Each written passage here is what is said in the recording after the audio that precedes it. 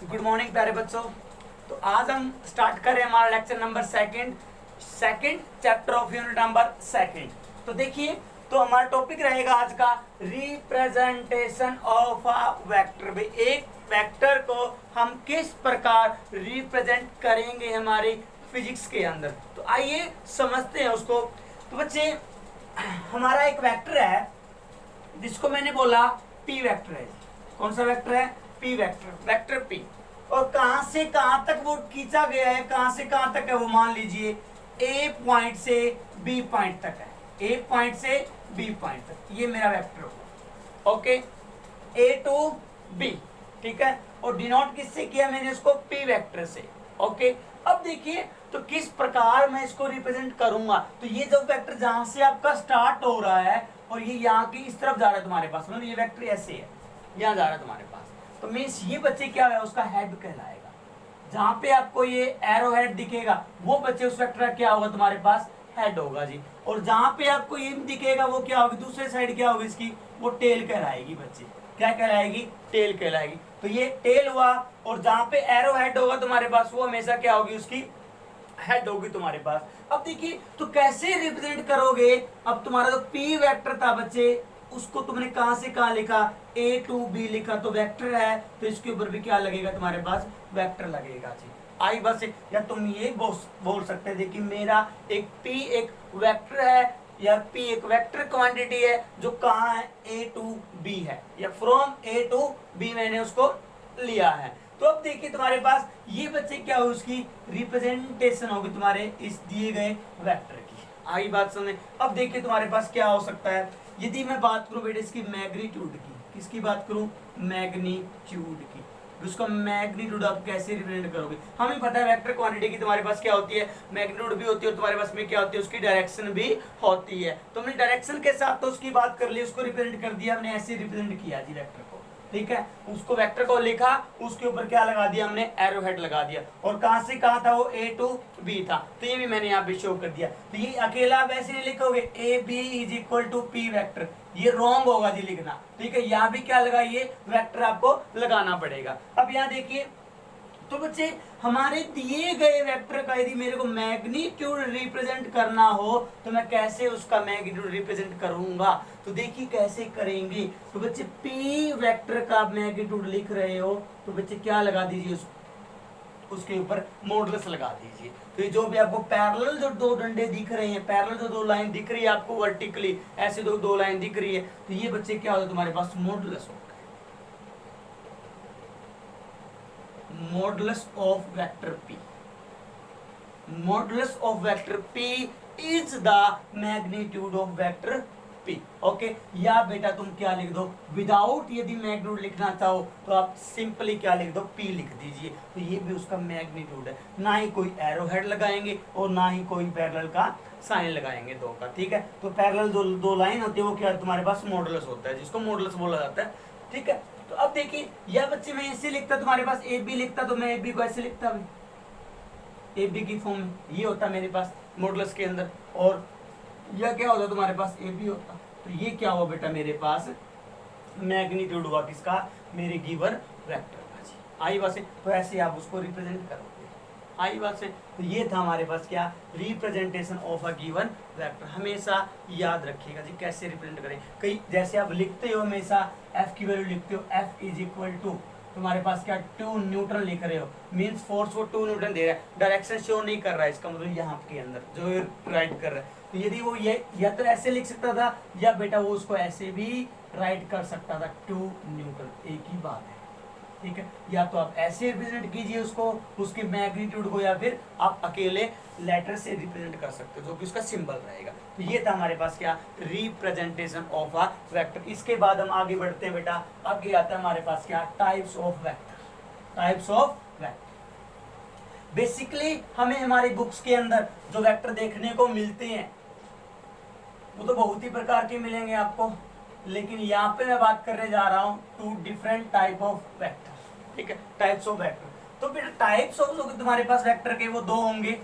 यहाँ पे हम जो पढ़ेंगे, first is polar vector, first is polar vector, या क्या बोल दीजिए बेटा, polar axial vector, sorry second क्या होगा तुम्हारे पास axial vector, first polar, second क्या हुआ एक्सियल वेक्टर। तो 2 के अंदर मैंने डिवाइड किया उसको, ठीक है। 2 केस होंगे हमारे पास, एक पोलर वेक्टर और एक एक्सियल वेक्टर होगा। पोलर वेक्टर बोल दीजिए बच्चे, या पोलर आप क्वांटिटी भी बोल सकते हो,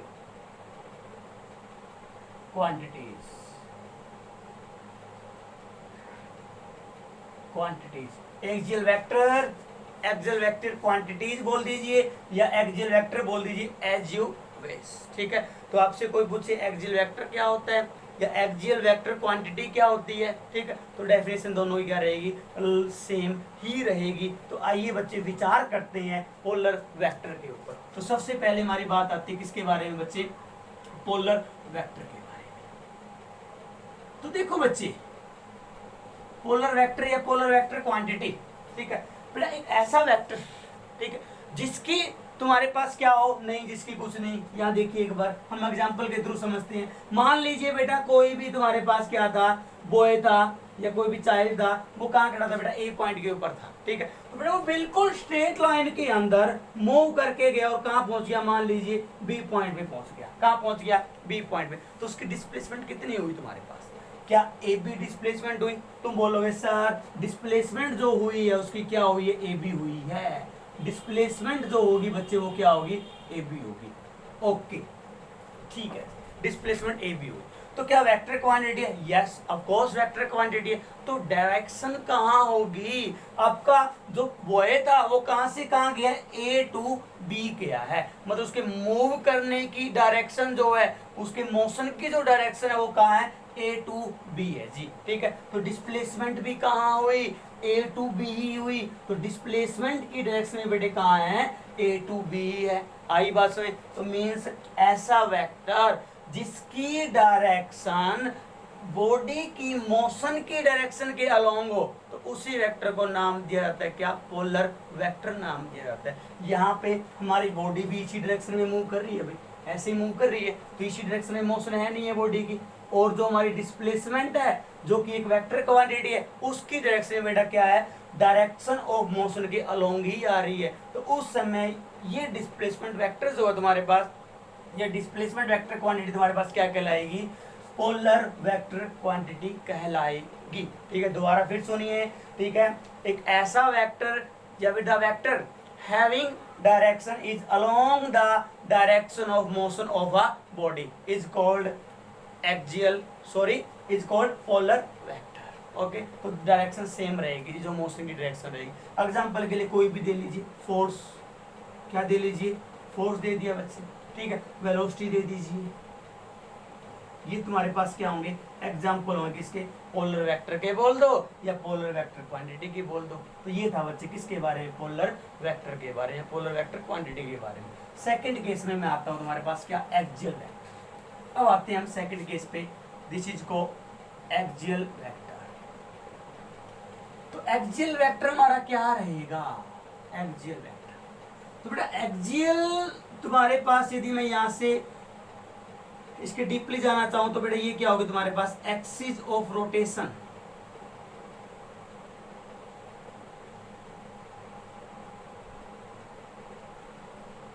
एक्सिस ऑफ रोटेशन से ताल्लुकात रखता है कौन, एक्सियल जो वर्ड है तुम्हारे पास, ठीक है। अब देखो बच्चे, मान लीजिए हमारी कोई भी बॉडी कहाँ मूव कर रही है, सर्कल में मूव कर रही है ऐसे। तुम्हें पता है कोई बॉडी सर्कल में मूव कर रही है भाई ऐसे, तो अबाउट अ फिक्स्ड एक्सिस क्या कर रही होगी, वो रोटेट कर रही होगी। मींस उसकी क्या होगी, एक्सिस ऑफ रोटेशन होगी जी, क्या होगी, एक्सिस ऑफ रोटेशन होगी, ठीक है। तो बेटे ये क्या होगी तुम्हारे पास, उसकी एक्सिस ऑफ रोट, मान लो यहाँ मूव कर रही है ऐसे, यहाँ मूव कर रही है, ओके।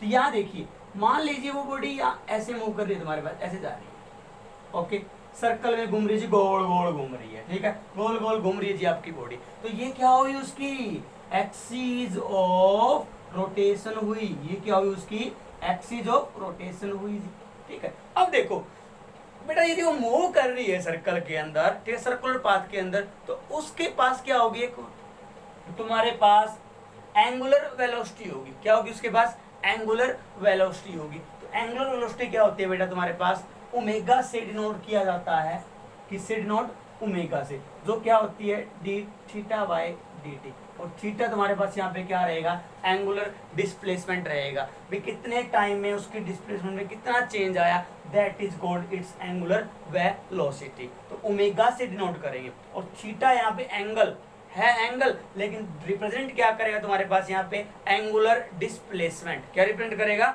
Angular displacement. अब देखिए जब भी तुम्हारे पास बॉडी सर्कल के अंदर मूव कर रही है, ठीक है, सर्कल पाथ में मूव कर रही है, तो उस समय हम बात करते हैं उसके एंगुलर वेलोसिटी की, एंगुलर मोमेंटम की, ठीक है, तुम्हारे पास एंगुलर डिस्प्लेसमेंट की, एंगुलर एक्सेलरेशन की और टॉर्क की। तो ये सभी के सभी तुम्हारे पास जो क्वांटिटी है वो तब रोल में आती है जब तुम्हारी बॉडी कहाँ मूव कर रही हो, सर्कल के अंदर मूव कर रही हो, ठीक है, जब वो रोटेट कर रही हो तुम्हारे पास, ठीक है। तो इसी प्रकार लीनियर वेलोसिटी वो स्टेट में मूव कर रही थी, सर्कल में मूव कर रही, तब उस समय उसकी वेलोसिटी कौन सी काउंट होगी तुम्हारे पास, एंगुलर वेलोसिटी भी काउंट होगी, तब हम उसकी बात करेंगे। तो बेटा एंगुलर वेलोसिटी जो होती है तुम्हारे पास इस बॉडी की, तो उसकी डायरेक्शन यदि हम शो करें भी कहाँ होगी डायरेक्शन, तो हमेशा बेटा एंगुलर वेलोसिटी की डायरेक्शन जो होगी बॉडी की, वो along the axis of rotation होगी।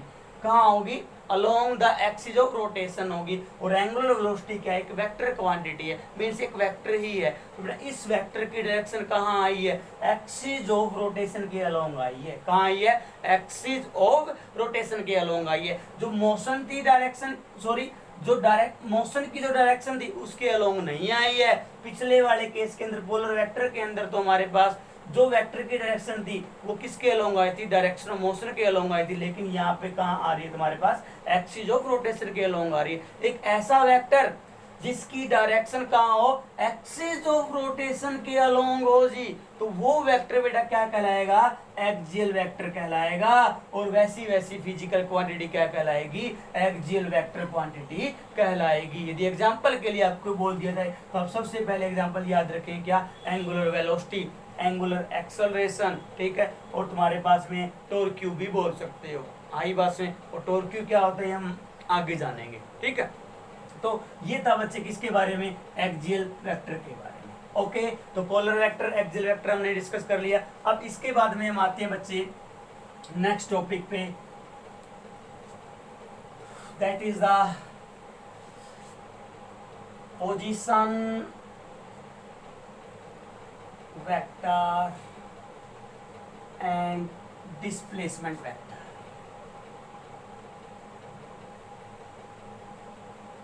And displacement vector.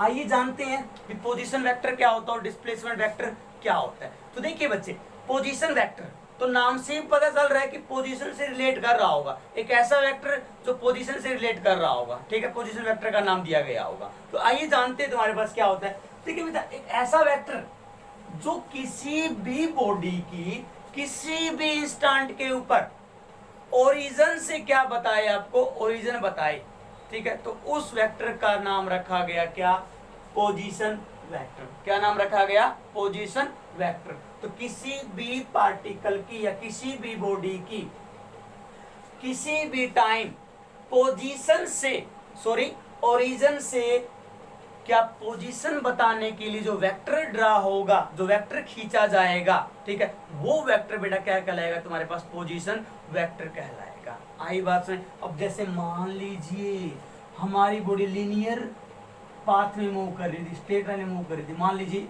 ओ क्या है, उसका ओरिजिन है, ओ क्या है बच्चे, उसका ओरिजिन है, ठीक है, स्ट्रेट मूव कर रही थी भी ऐसे, मान लीजिए तुम्हारे पास वो यहाँ पहुंच गई ए पॉइंट, कहाँ पहुंच गई, ए पॉइंट के ऊपर। तो बच्चे ए पॉइंट पे वो पहुंची, उसकी पोजीशन यदि बताने के लिए कहां से, ओरिजिन से एक वेक्टर ड्रा होगा, तो वो वेक्टर कैसे ड्रा होगा बच्चे, ऐसे, ओरिजिन से उस पॉइंट तक जहां पे आप उसकी पोजीशन को बताना चाह रहे, तो ओ ए वेक्टर ड्रा हुआ। तो मैंने इसको डिनोट किससे किया बेटा, आर वेक्टर से डिनोट किया। किससे डिनोट किया, आर वेक्टर से। तो यहाँ पे जो तुम्हारे पास आर वेक्टर बना, जो तुमने कहां से कहां लिया, ओरिजिन से उस पॉइंट तक लिया जो कि ए आपने नाम रखा है, तो बेटा ये क्या होगा तुम्हारे पास, उसका पोजीशन वेक्टर, ठीक है। आई बात समझ में, द वेक्टर एक्चुअली में दे क्या रहे हैं, पोजीशन दे रहा है आपको किसी भी बॉडी की किसी भी टाइम। मान ली यहाँ आ गई तो आप ऐसे ड्रा कर दीजिए, ये पोजीशन वेक्टर होगा। मान लीजिए यहाँ आ गई तो यहाँ ड्रा कर दीजिए ओ से, मान लो बी पे आई तो ओ बी तुम्हारे पास पोजीशन वेक्टर होगा, यहाँ पे सी पे आई तो ओ सी भी क्या होगा बच्चे तुम्हारे पास पोजीशन वेक्टर होगा, वो तुम्हारी गिवन होगा। या फिर तुम कैलकुलेट कर सकते हो, मान लीजिए तुम्हारे पास यहाँ पे R1 वेक्टर बोल सकते हो, R2 वेक्टर बोल सकते हो, कुछ भी बोल सकते हो जी, ठीक है। ओरिजिन से पोजीशन बताने के लिए जो वेक्टर ड्रा होगा किसी भी पार्टिकल का किसी भी time is called position vector. Okay, अब मान लीजिए हमारी बॉडी कहाँ मूव कर रही होती है, 2D के अंदर मूव कर रही होती है, मतलब टू प्लेन के अंदर, सॉरी प्लेन के अंदर मूव कर रही है, जहाँ पे एक्स मतलब दो कोऑर्डिनेट एक्सिस गिवन होगी। मान लीजिए आपका ओरिजिन हुआ ये एक्स एक्सिस है जी, और ये क्या हुई तुम्हारे पास वाई एक्सिस हुई, ठीक है। बॉल आपका पार्टिकल यहाँ कहीं है जी, ए पॉइंट पे यहाँ कहीं लाई कर रहा है एक्स वाई प्लेन के अंदर, तो उसकी पोजीशन यदि आपको बतानी हो तो कुछ नहीं करना, ओरिजिन से उस पॉइंट तक एक वेक्टर ड्रा कर दीजिए, वही वेक्टर पोजीशन वेक्टर कहलाएगा और आपको पोजीशन भी दे देगा उसकी, ठीक है। तो ये लीजिए ये ड्रा हुआ जी, मान लो बेटा आर वेक्टर है, क्या है आर वेक्टर है, तो ओ से लेके ए तक आपने एक वेक्टर ड्रा किया जिसको आपने आर वेक्टर लिखा, और यही वेक्टर क्या तुम्हारे पास पोजीशन वेक्टर होगा जी। आई बात समझ में? ओके, आगे डिस्कस करते हैं हम किसके बारे में, डिस्प्लेसमेंट वेक्टर के बारे में, ठीक है। देखिए तो डिस्प्लेसमेंट वेक्टर क्या होगा बच्चे, मान लीजिए हमारी बॉडी 2D प्लेन के अंदर मूव 2D के अंदर मूव कर रही है, प्लेन के अंदर मूव कर रही है, ओरिजिन है ये एक्स एक्सिस है, ये वाई एक्सिस है। मान लीजिए बेटा हमारा जो पार्टिकल था बॉडी थी वो ए पॉइंट पे थी, कहाँ थी ए पॉइंट, इनिशियली स्टार्टिंग में ओ पॉइंट पे थी, तो इनिशियल पोजीशन क्या हुई तुम्हारे पास ए हुई जी बॉडी की। तो मैं कहता हूँ भाई ठीक है, मैं ए पे था मेरा ऑब्जेक्ट, या फिर मैं खुद ए पे था तुम्हारे पास, तो मेरी पोजीशन बताइए जी, कैसे आप वेक्टर ड्रा करोगे। तो बच्चे ने क्या किया, फटाक से ओरिजिन से एक वेक्टर ड्रा कर दिया उस पॉइंट की तरफ, ये लो। तो उसने कहा कि सर आप जब एक पॉइंट पे थे ना, तो उस टाइम आपकी पोजीशन बताने के लिए मैंने आपका एक R1 वेक्टर ड्रा कर दिया है, ये आपकी पोजीशन बताएगा एक पॉइंट पे, ठीक है। मैंने कहा चलो ठीक है, मैं पढ़ चुका हूँ पहले, पोजीशन वेक्टर हो गया जी।